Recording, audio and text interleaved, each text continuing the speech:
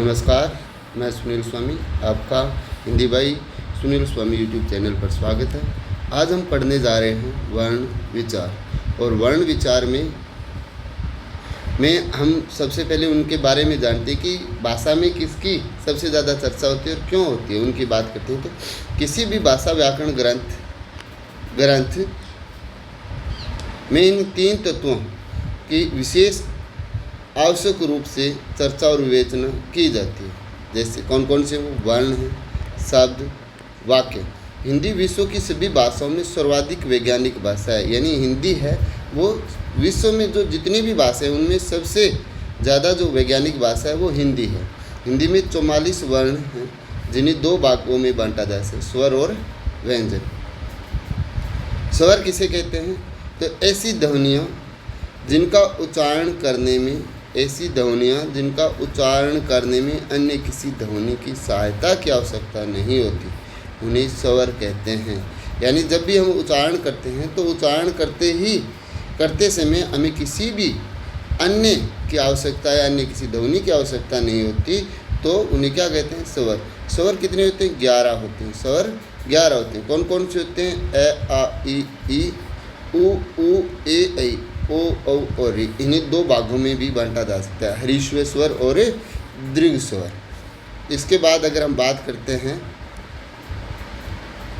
तो वो क्या है, वो देखिए।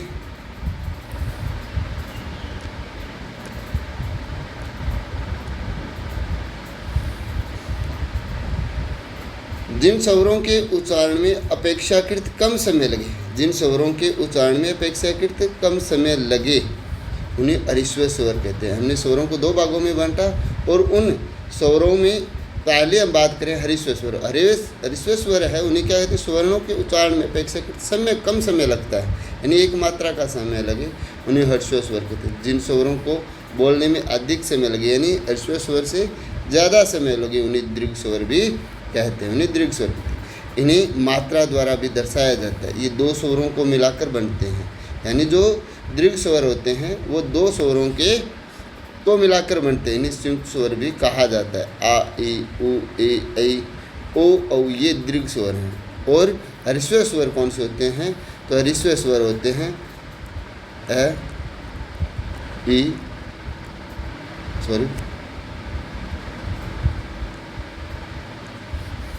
हरीश्व स्वर की बात कर रहे हैं तो वह है ए, ई, उ और री। ये 4 स्वर हैं। इन्हें मूल स्वर भी कहा जाता है। क्या कहा जाता है? इन्हें मूल स्वर भी कहा जाता है। इन्हें हर्षव स्वर भी कहा जाता है। इन्हें लघु स्वर भी कहा जाता है। इसके बाद अगर हम बात करते हैं स्वरों की मात्रा की बात करते हैं तो ए की कोई मात्रा नहीं होती। यानी आपसे पूछ लिया जाए हिंदी में मात्राएं कितनी होती हैं, हिंदी में मात्रा, तो हिंदी में मात्रा कितनी होगी? हिंदी में मात्रा 10 ही होती है। स्वर तो कितने होते हैं? 11। और मात्राएं कितनी होगी? 10। क्यों होगी? क्योंकि ए की कोई मात्रा नहीं होती। किसकी मात्रा नहीं होती? ए की कोई मात्रा नहीं होती। ए की कोई मात्रा नहीं होती।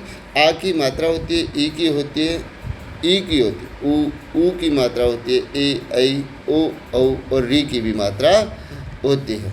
अब बात करते हैं व्यंजन। व्यंजन क्या होता है? देखिए, व्यंजन की बात कर रहे हैं तो व्यंजन में क्या होगा? जो ध्वनियाँ स्वरों की सहायता से बोली जाती है, यानी जो ध्वनियाँ स्वरों की सहायता से बोली जाती है, यानी जिनका उच्चारण करने के लिए हमें अन्य किसी ध्वनि की आवश्यकता होती है, जैसे स्वर की आवश्यकता होती है, तो उन्हें व्यंजन कहते हैं। और स्वर में हमने क्या पढ़ा था कि जो ध्वनियाँ बिना किसी की सहायता यानी उसके उच्चारण में किसी भी की आवश्यकता नहीं होती, किसी भी ध्वनि की आवश्यकता नहीं होती, स्वर कहते हैं। और व्यंजन क्या होता है? जिनका उच्चारण करने में हमें स्वरों की सहायता लेनी पड़ती है, उन्हें क्या कहते हैं? व्यंजन कहते हैं। जब हम क बोलते हैं तो इसमें क और अ मिला होता है। इस प्रकार हर व्यंजन स्वर की सहायता से ही बोला जाता है। इन्हें 5 वर्गों तथा स्पर्श, अंतस्थ और उष्म व्यंजनों में भी बांटा जा सकता है। तो स्पर्श व्यंजन की बात करेंगे उससे पहले मैं 5 वर्ग बता देता हूँ। 5 वर्ग कौन से हैं और इनको किस आधार पर बांटा जाता है? 5 वर्ग, यानी जो पहला वर्ण होता है, पहला वर्ण जैसे क है, और इसी तरह च है, इसी तरह ट है, त है और प है।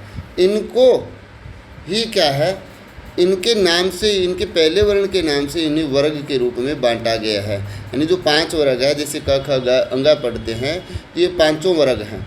ये 5 वर्ण और इनका पहला वर्ण, इनके आधार पर इनका वर्ग के रूप में बांटा गया है। ठीक, अब बात करते हैं स्पर्श व्यंजन। स्पर्श व्यंजन कितने होते हैं? तो स्पर्श व्यंजन मूलतः तो कितने होते हैं? 20 ही होते हैं। ठीक, अगर इनके साथ 5वां वर्ण भी मिलाएं, 5वां वर्ण मिलाएं, तो ये 25 हो जाते हैं। और इसके बाद अगर हम ये बात करें इसकी स्पर्श संघर्षी की, तो च वर्ग को हटा देते हैं। किसको हटा देते हैं? च वर्ग को हटा देते हैं, तो ये मूलतः 16 ही रहते हैं।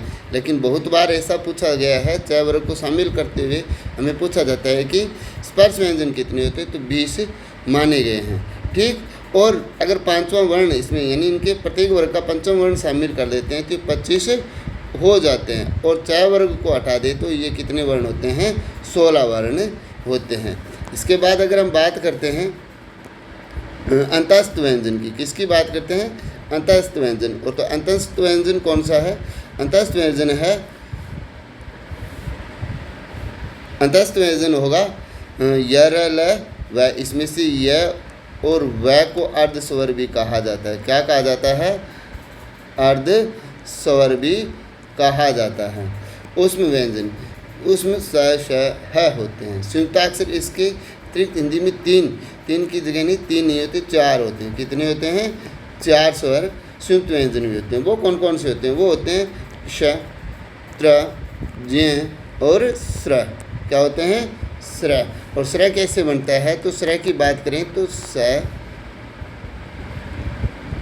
प्लस र और ए से बनता है। इसी तरह क्ष कैसे बने? क प्लस ए प्लस ए से प्लस ए मिलाएंगे तो क्ष बनेगा। त्र में भी ए मिलेगा और जे में भी क्या मिलेगा? ए। और इससे क्या बनते हैं? संयुक्ताक्षर बनते हैं। हिंदी में 11 स्वर और 33 व्यंजन होते हैं। कुल 44 वर्ण होते हैं। 3 संयुक्ताक्षर, 3 की जगह आप क्या करोगे? 4 संयुक्ताक्षर याद करना है आपको। अब बात करते हैं वर्णों के उच्चारण स्थान की। तो वर्णों के उच्चारण स्थान क्या हैं, उनकी बात करते हैं। तो वो क्या है, देखिए वर्णों के उच्चारण स्थान। वर्णों के उच्चारण स्थान भाषा को शुद्ध रूप से बोलने और समझने के लिए विभिन्न वर्णों के उच्चारण स्थानों को जानना आवश्यक है। तो वर्ण क्या है? जैसे अ, आ, क वर्ग और विसर्ग, ये सब के सब क्या होते हैं? कंठ, कोमल तालु, यानी ये कंठ्य होते हैं। कौन सा उच्चारण स्थान होता है? ये कंठ्य होता है। इनका उच्चारण स्थान क्या माना जाएगा? कंठ्य माना जाएगा। अब बात करते हैं हम किसकी? ई च वर्ग और य स की। तो ये क्या है? तालव्य होते हैं।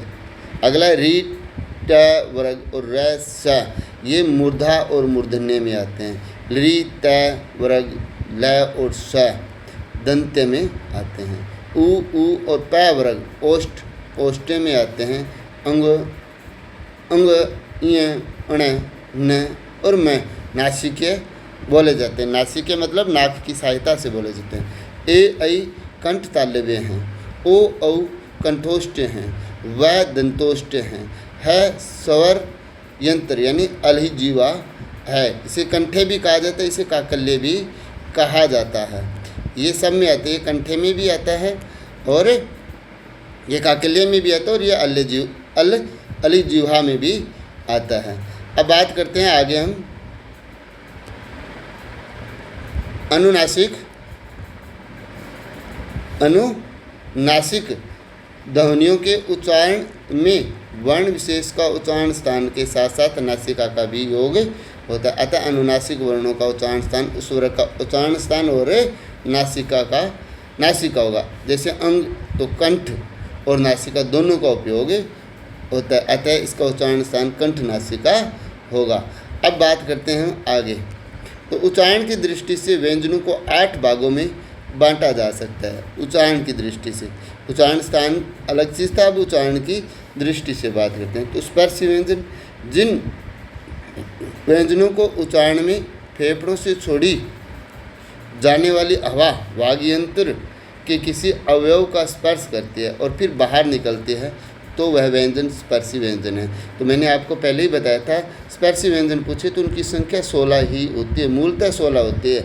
अगर इसमें च वर्ग शामिल कर दिया जाए, च वर्ग शामिल कर दिया जाता है तो 20, और इसमें पंचम वर्ण भी शामिल कर लिए जाते हैं तो ये 25 हो जाते हैं। संघर्षी व्यंजन, संघर्षी व्यंजन में जिन व्यंजनों के उच्चारण में 2 उच्चारण अवयव इतनी निकटता पर आ जाते हैं कि बीच का मार्ग छोटा हो जाता है, तब वायु उनसे घर्षण करती है, वही निकलते, ऐसे संघर्षी व्यंजन है। जैसे स, श, स, ह, ख और ज, ह।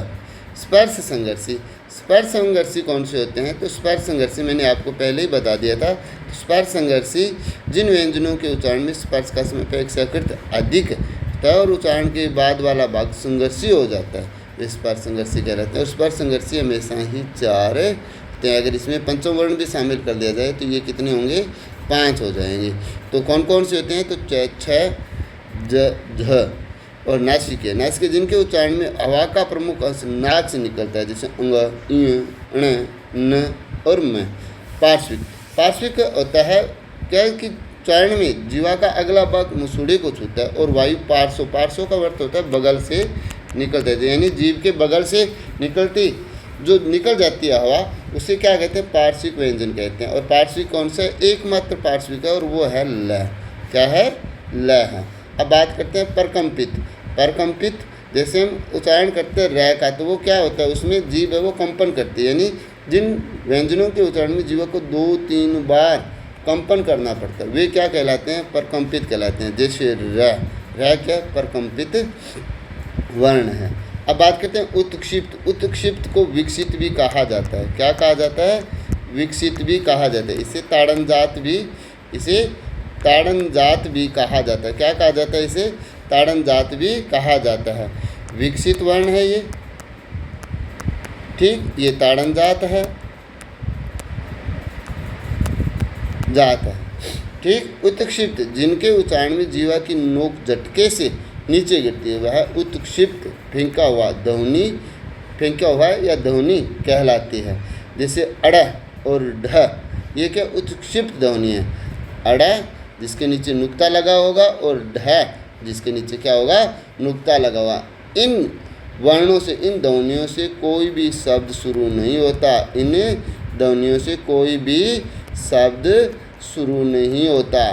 तो कोई भी शब्द वो शुरू नहीं होता। ये शब्द के या तो अंत में या बीच में आ सकते हैं, ठीक। अब बात करते हैं संघर्षहीन। संघर्षहीन व्यंजन कौन से? जिन ध्वनियों के उच्चारण में हवा बिना किसी संघर्ष के बाहर निकल जाते वे संघर्षहीन ध्वनियाँ कहलाती है। ये कौन से? य और व। इनके उच्चारण में स्वरों से मिलता जुलता प्रयत्न करना पड़ता है, इसलिए इन्हें अर्धस्वर भी कहा जाता है। हिंदी में 2 अर्धस्वर हैं, वो कौन से? य और व। 2 ही ये अर्धस्वर हैं जो कौन से? य और व है।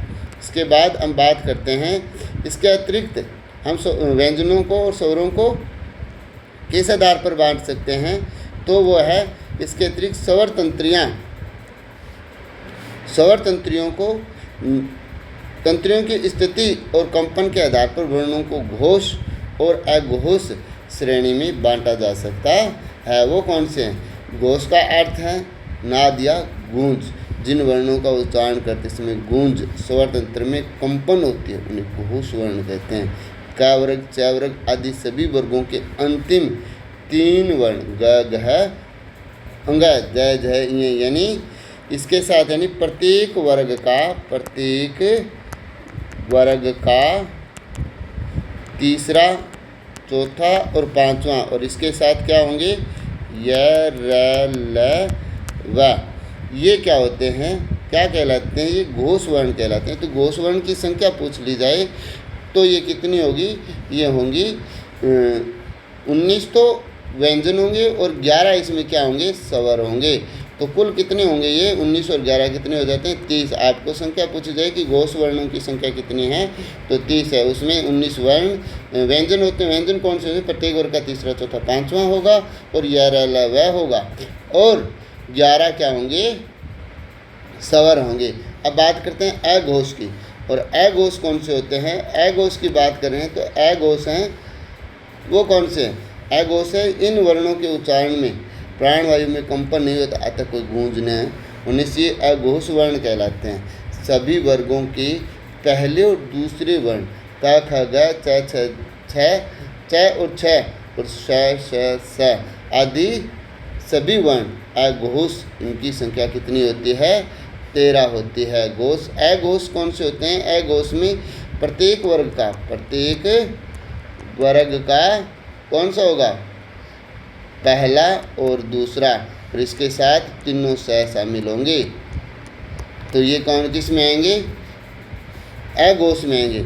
और घोष में एक वर्ण और आता है, उसका नाम है जिसे अलिजीवा और काकल्य भी कहा जाता है। तो घोष वर्णों की संख्या तो 31 और अघोष वर्णों की संख्या कितनी होगी? तो अघोष वर्णों की संख्या 13 होती है। कितनी होती है? 13 होती है। ठीक, अब बात करते हैं श्वास वायु के आधार पर वर्णों के दो भेद, अलप प्राण और महाप्राण। क्या होते हैं? अलप प्राण और महाप्राण। अलप प्राण जिन वर्णों के उच्चारण में श्वास वायु कम मात्रा में मुख विवर से बाहर निकलती है। क वर्ग, च वर्ग आदि वर्णों का पहला, तीसरा और पांचवां वर्ण क ख क ग अंग च ज य और ट, यानी मैं ये कह सकता हूँ प्रत्येक वर्ग का पहला, तीसरा और पांचवां, यानी प्रत्येक अलप प्राण में क्या होंगे? पहला, तीसरा, पांचवां, और इसके साथ क्या शामिल होगा? य र ल और वह शामिल होगा, और इसके साथ सभी स्वर होंगे। सभी क्या होंगे? स्वर होंगे। तो कितने होंगे ये? 15 4 19 और 11 30। तो क्या होते हैं? अलप प्राण होते हैं। 30 क्या होते हैं? अलप प्राण होते हैं। अब बात करते हैं महाप्राण की। महाप्राण कौन कौन से होते हैं? तो महाप्राण होते हैं जिन वर्णों के उच्चारण में श्वास वायु अधिक मात्रा में मुख विवर से बाहर निकलते हैं, उन्हें महाप्राण ध्वनियाँ। प्रत्येक वर्ग का दूसरा और चौथा, यानी प्रत्येक वर्ग का, अगर आपसे पूछा जाए, क्या पूछा जाए? महाप्राण कौन से होते हैं? तो प्रत्येक वर्ग का दूसरा और चौथा, यानी दूसरा और चौथा वर्ण तथा इसके साथ स श स और है, ये सारे के सारे इसमें शामिल होते हैं। तो ये कितने होंगे? ये आपके साथ महाप्राण होंगे। 10 और 4 14 वर्ण क्या होते हैं? महाप्राण में शामिल किए जाते हैं। अब बात करते हैं अनुनासिक ध्वनियों के उच्चारण में नाक का उपयोग सहयोग होता है। नाक का क्या कहते हैं? सहयोग, जैसे ये कहें, नाक के सहयोग से ध्वनियाँ उच्चारित होती है। तो ये था वर्ण विचार, और वर्ण विचार हमने पढ़ा। उम्मीद करता हूँ सबको समझ में भी आया होगा और सबके काम की बात भी हो। वीडियो अगर अच्छी लगे तो लाइक, शेयर, कमेंट ज़रूर करें और चैनल को सब्सक्राइब करें। धन्यवाद।